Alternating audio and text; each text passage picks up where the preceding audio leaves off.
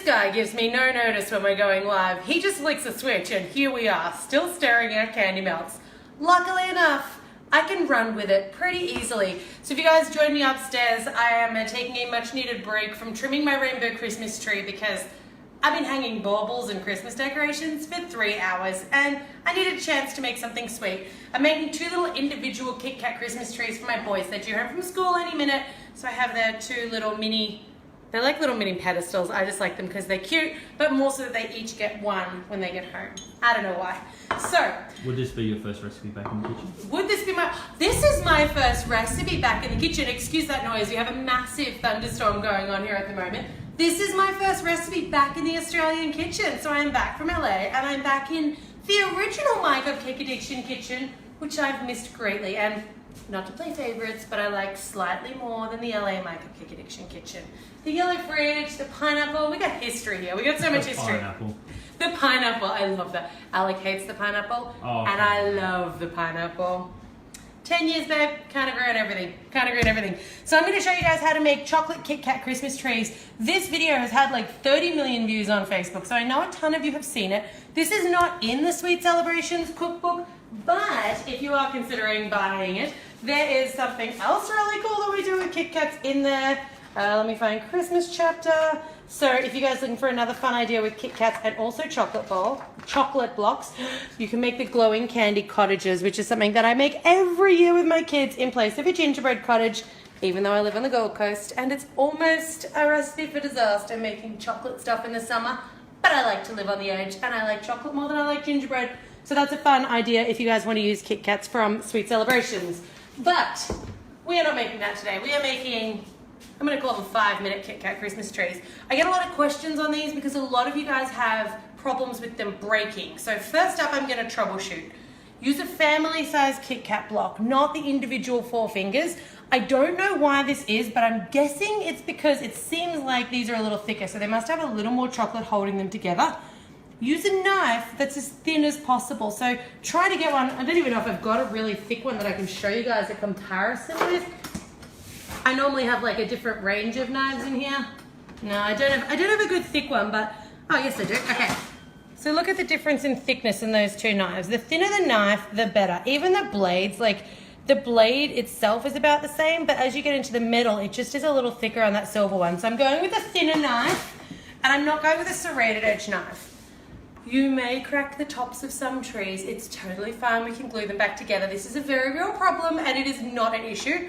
But don't work with cold Kit Kat. So if you live somewhere cold, try to put it in a slightly warm place for 5 minutes. Don't microwave it or anything crazy, but like if you have a warmer cupboard or something that you can put it in for 5 minutes, or if you can have it inside when the heater's going on, don't have it in a super cold room, and definitely don't do it from the fridge.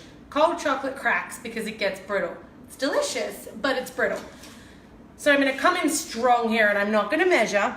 You want to come in really strong, and when you cut, you want to cut straight down. So I'm trying to work out where I want the point to be. I kind of want the point of my tree to be about there. So I'm going to, seems like a skinny tree. That's all right. So I'm going to push down all at once. Straight down. Whoa. Have a look at that. So I didn't apply any different sorts of pressure on the knife. I just went straight down. It's not the first cut that you... Yeah, oh, you know what I've done? I've cut them the wrong way. Oh my God.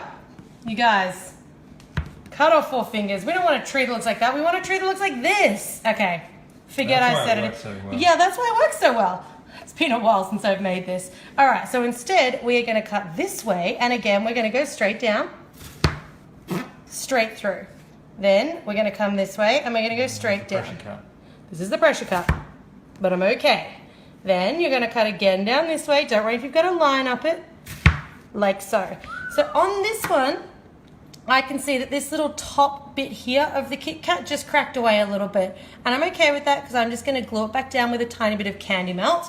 So these are our 2 Christmas trees. I reckon you could almost get a third out of this guy. Oh. Yeah, we could get a third out of this guy. All right, we got a third out of this guy. And a little sapling. And a little sampler for me.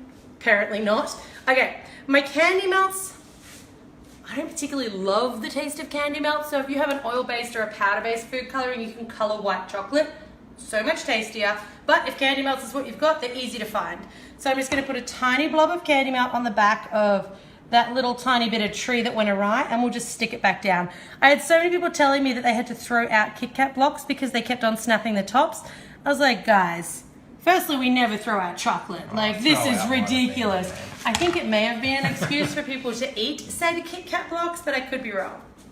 Trusty old snap seal bag, and I want to make sure that I get a bit of chocolate in there. I use a snap seal bag. You can use a piping bag, but I just find the snap seal super simple to use, and then I can chuck it when I'm done. In goes. From Canada. Hi in Canada. Hey, you guys are still awake in Canada. I'm impressed, eh? Did you like that, my little Aid? I know. I try. Hey in Adelaide. All right, a little bit of baking paper. Now I'm going to do this on baking paper because it's going to be easier for me to clean up, but also because then I can move my little trees out of the way. So line up your trees. So the main keys there, you guys, is to start with room temperature Kit Kat block and go in strong and confident on your cut. No dilly-dallying, no movement of the knife. You don't want to be moving the knife this way. You just go boom, straight down like a guillotine, like a severe guillotine. All right, a little tiny tip off our little snap seal bag. Not too tiny. And I'm going to put a little decoration. So, get my sprinkles ready, because this is all going to happen very quickly. I have candy cane sprinkles. I have a few little red nonpareils, which I'm just going to use because I feel like it. I don't think they were on the originals, but it's Christmas. I also thought you could do this with white chocolate, coconut, and little snowflakes, a little blue, you know, a little blue star on top for a white Christmas, but it's up to you. So, I'm going to go zigzag back and forward. It's beginning to look a lot like Christmas. And with the singing or no singing? Oh, we haven't heard back yet. A couple of random nonpareils. Or nonpareils, depending on where you're from. Why not a couple of little candy canes? This is such a fun idea because at the end of the day, it's like a favorite chocolate bar that everybody can pretty much get behind. There's no nuts or anything, which means it's good for school. Last on goes the star. Now, before I do anything else with that, before all of this starts to set, I'm going to slide my knife underneath and even just push him out of the way. So what that does is it just gets him out of the way of that little bit of messiness. You can kind of trim down the sides a bit, but that way he doesn't set on that and then you've got to crack it all off. So just trim down the sides a fraction. And you got a nice, don't knock off our star, a nice neat little Christmas tree. I'm going to do the other two because I like to finish things. And then we're going to make our little stops. Perfect. So I do these one at a time because that candy melt will start to set pretty quickly, and otherwise you'll have no time for all of your little decorations. Oh, I went a little crazy on the sprinkles on that guy. Lots of baubles. Lots of baubles. We were just discussing baubles as I was upstairs trimming my rainbow Christmas tree. I don't know if you guys are following that. I'm going to go up and finish it, but I needed a break, and I had promised my children these Christmas trees today, so I thought I'll come up and I'll finish these. But if you have been following the rainbow Christmas tree, it's looking really quite epic. These are looking pretty good. They are looking pretty good. I know. These are just fun. Yeah. This is, you'll notice I made 3. I have 2 children. I have 3 trees.